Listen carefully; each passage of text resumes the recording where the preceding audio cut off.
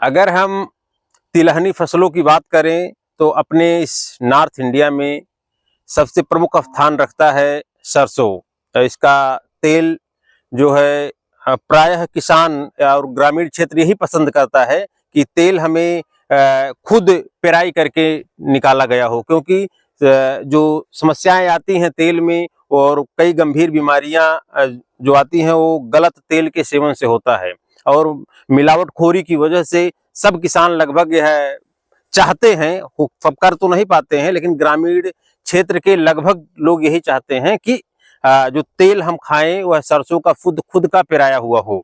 तो वह फसल जो सरसों का है, आज हम इसमें कुछ समस्याओं पर, जो प्रमुख समस्या है माहू, उस पर चर्चा करेंगे। तो सबसे पहले हम यह इसका सबसे ज्यादा माहू का विस्तार किस मौसम में होता है, सबसे अच्छा कंडीशन माहू के विस्तार के लिए क्या होता है, किस मौसम में माहू खूब तेजी से फैलता है। सभी लोग लगभग जानते हैं जब बदली हो जाती है उस समय माहू हमारे खेत में बहुत तेजी से फैलते हैं और वो अवसर नहीं देते हैं, बहुत तेजी से वो फैलकर यहाँ पर अपना फूल के नीचे चिपचिपा पदार्थ छोड़ देते हैं जो बाद में काला हो जाता है, और जो ये फलियां हैं इसमें दाने नहीं पड़ पाते हैं और इसका वृद्धि और विकास इस फूल का जो अभी आगे तक बढ़ता रहता है वह रुक जाता है।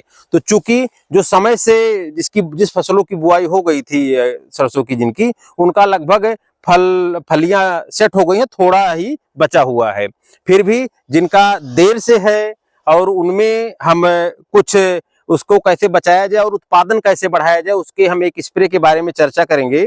तो जिनका फसल अभी विलंब से है या फिर माहू की संभावना दिख रही है, तो इसमें हम अपनी तरफ से एक चीज रिकमेंड करना चाहते हैं कि एक स्प्रे पोटेशियम सल्फेट जो 0050 के रूप में आता है, कई कंपनियां बनाती है, इफको बनाता है, एरिज बनाता है, यारा का भी आता है। तो इन सब कंपनियों में से कोई एक 0050 आपका 50 से 70 ग्राम प्रति टंकी, इसके साथ 15 ml इमिडाक्लोप्रिड 17 SL का आता है। इमिडाक्लोप्रिड जो है 17.8 SL का आता है।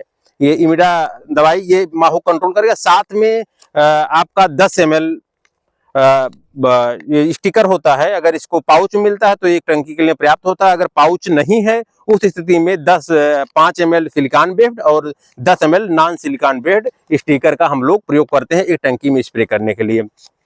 अब हम इसके फायदे बता दें। अगर हम इमिडाक्लोप्रिड का बचाव के रूप में पहले से स्प्रे कर देते हैं, अगर संभावना दिख रही है, तो उस स्थिति में माहू का प्रकोप हमारी फसल पर नहीं होगा। साथ ही साथ अगर फसल कमजोर है और उसमें पोटेशियम और सल्फर की मात्रा की कमी है, तो यह हमारा पोटेशियम सल्फेट इन दोनों की मात्रा की पूर्ति करेगा और हमारे दाने शानदार आएंगे। चूंकि इसमें 17% के लगभग सल्फर की मात्रा होती है, इससे हमारे फसल में जो दाना आएगा वह मोटा रहेगा। साथ ही साथ इसमें जो तेल का प्रतिशत होगा वो शानदार आएगा और आपका जो टोटल उत्पादन होगा वो काफी बेहतर रहेगा। इससे हमारे किसान भाइयों को काफी लाभ होगा। तो अगर आप लोग यह चीज कर सकें और थोड़ा सा अगर लेट है, माहू का प्रकोप नहीं है, फलियां सेट हो गई हैं, तो कोई आवश्यकता नहीं है। लेकिन अगर अभी आपकी फ्लावरिंग शुरू ही हुई है और उसमें ग्रोथ थोड़ा मोड़ा कम है, तो आप पोटेशियम सल्फेट किसी कंपनी का, साथ में 50 ग्राम और 15 ml प्रति टंकी, जो 15 लीटर की टंकी होती है उसी का डोज बता रहा हूँ। इसका 15 ml आपका इमिडाक्लोप्रिड साथ में स्टिकर मिलाकर अगर इसका बराबर छिड़काव कर देंगे तो इसके शानदार रिजल्ट आएंगे। धन्यवाद।